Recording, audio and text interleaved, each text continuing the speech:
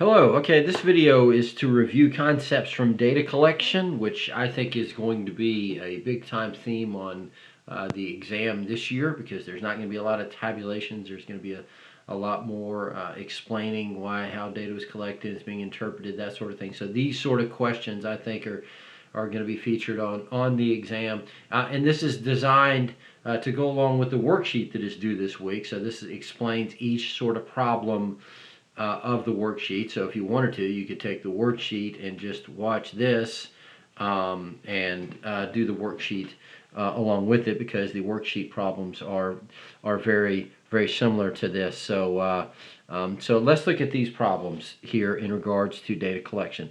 A forest ranger takes a simple random sample of 50 trees in his forest to estimate the proportion of the trees that have a certain fungus. There are 125,000 trees in his forest. Describe a sampling method he could use. So a simple random sample. So it means we have no stratifying, means every group of size 50 is equally likely. So this is what we need to say. And there's sort of three things we need to say. Assign each of the 125,000 trees a unique integer, okay, not just an integer, unique integer, from 1 to 125,000. All right, use a random number generator to create 50 unique integers from 1 to 125,000.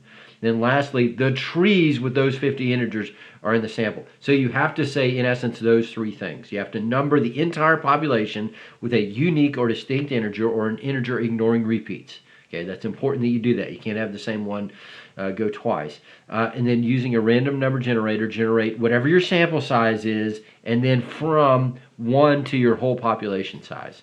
And then make sure and say the trees or the people or whatever it is that you're sampling, it's the trees that are in the sample, not just the integers. So that's just describing how you would randomize. Another important concept is, why is it important to have random selection? Okay, and that's going to be our second little example. Why is it important to have random selection?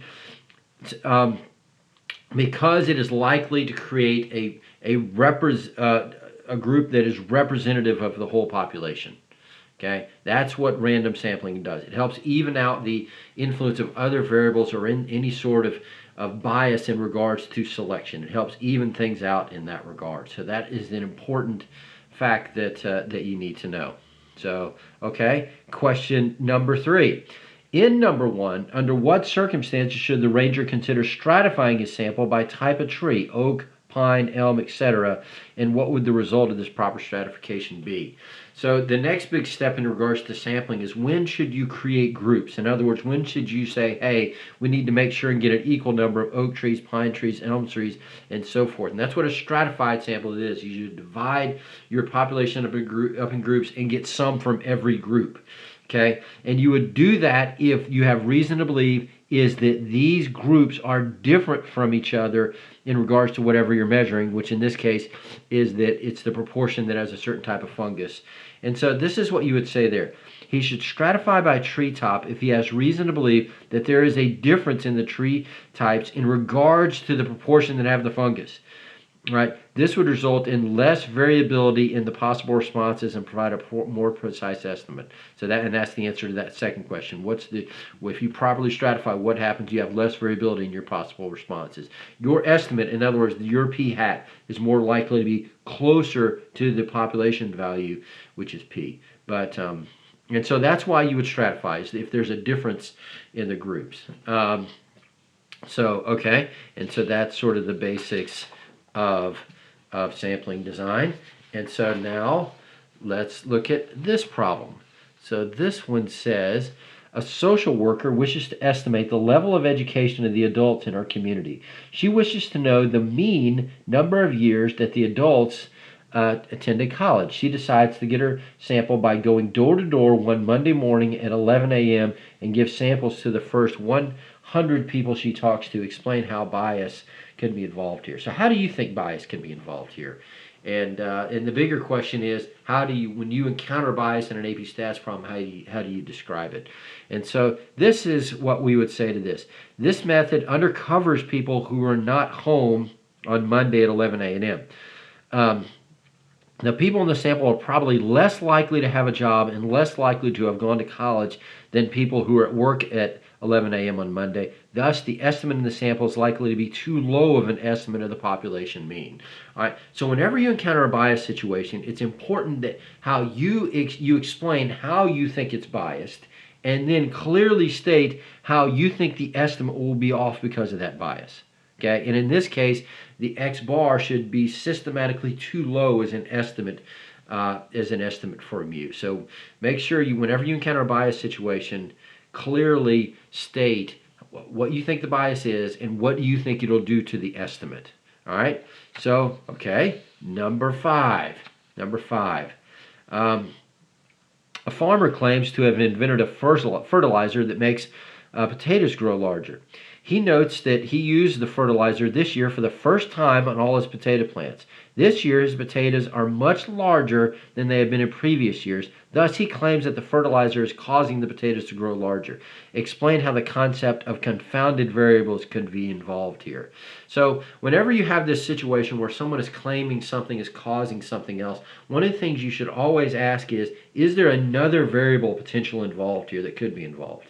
And you can't use the word cause most of the time unless you have a controlled experiment, and we don't have that here. So anyway, and so this is what we could say to this. Maybe this year there was much more rain than in previous years. This occurred during the time of the use of the new fertilizer.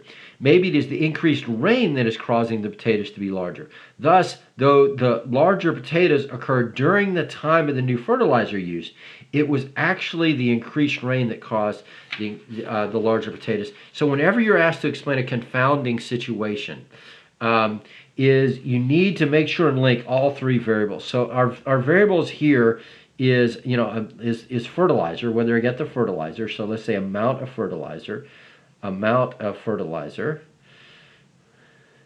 right, and the response that it looks like is occurring is larger potatoes. And so then, but what we're saying is there's another variable going on here, and that's more rain. And you have to connect all three. And maybe it is the more rain that's causing the larger potatoes. But you have to connect these two variables. You have to clearly say that during the time they got the fertilizer, maybe there was more rain. And thus, even though it appears, because when they use more fertilizer, they get more potatoes, and it appears causing it's actually the more rain. So you have to clearly connect all three variables when you're explaining a confounded situation. And so the next question is, well, how can we prove whether or not something works, whether or not something is causing something else? And that leads us into the discussion of a controlled experiment.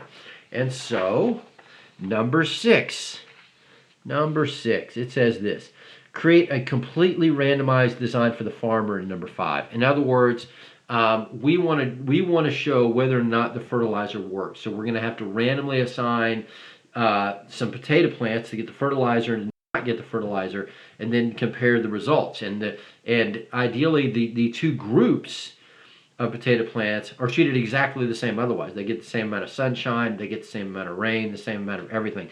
To where the only difference between the two groups is one gets the fertilizer and one doesn't. So when you're describing an experimental design, you have to clearly state how you're randomized, clearly state what's happening in the treatment groups, and clearly state how you're comparing results between the groups. All right, so we have to clearly state how we're going to randomize. So we'll just come up with a number, just 200 potato plants. All right, for this study, assign each of the plants a unique integer from 1 to 200. Use a random number generator to create 100 unique integers from 1 to 200. The plants with those 100 integers get treated with the fertilizer for this growing season. So all of that just to state how I'm randomizing. Okay, that's the way you need to say it. All right, the other 100 plants are in the control group and get no fertilizer. So I've clearly described what's happening in the groups. This group's getting the fertilizer, this doesn't. All right, and then now I need to clearly state how I'm comparing results. All right, after the growing season, compare the size of the potatoes between the fertilizer group and the control group. And make sure you mention the groups, okay? That's how you do basic experimental design. That's what we call a completely randomized experimental design. And so then number 7, why is it important to randomly assign the groups? Well, because of this. Because this creates relatively equivalent groups for comparison. It helps even out the influence of other variables that may be involved. Um, so that is why we randomize. It creates relatively equivalent groups, and it evens out the influence of potentially other variables that may be going along.